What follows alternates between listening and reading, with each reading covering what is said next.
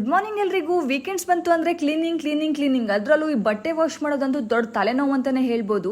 ನನಗೆ ಈ ಮಕ್ಕಳನ್ನು ನೋಡಿದಾಗ ನನ್ನ ಚೈಲ್ಡ್ಹುಡ್ ನೆನಪಾಯಿತು. ಯಾಕಂದರೆ ನಾವು ಕೂಡ ಸ್ಕೂಲ್ ಬಿಟ್ಟಾಗ ಊರು ಕೇರಿ ಎಲ್ಲ ಸುತ್ತಿ ಮಜಾ ಮಾಡಿ ಅದಾದ್ಮೇಲೆ ಮನೆಗೆ ಹೋಗ್ತಾ ಇದ್ವಿ.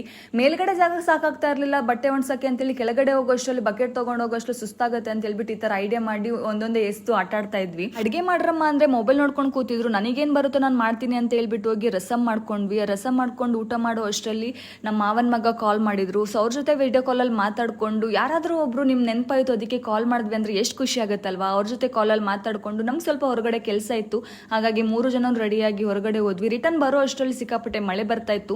ಹಾಗಾಗಿ ಸ್ವಲ್ಪ ಮಳೆ ಕಡಿಮೆ ಆದ್ಮೇಲೆ ಹೋಗೋಣ ಅಂತ ಹೇಳ್ಬಿಟ್ಟು ಒಂದು ಶಾಪ್ ಹತ್ರ ನಿಂತ್ಕೊಂಡು ವೆಯ್ಟ್ ಮಾಡ್ತಾ ಇದ್ವಿ.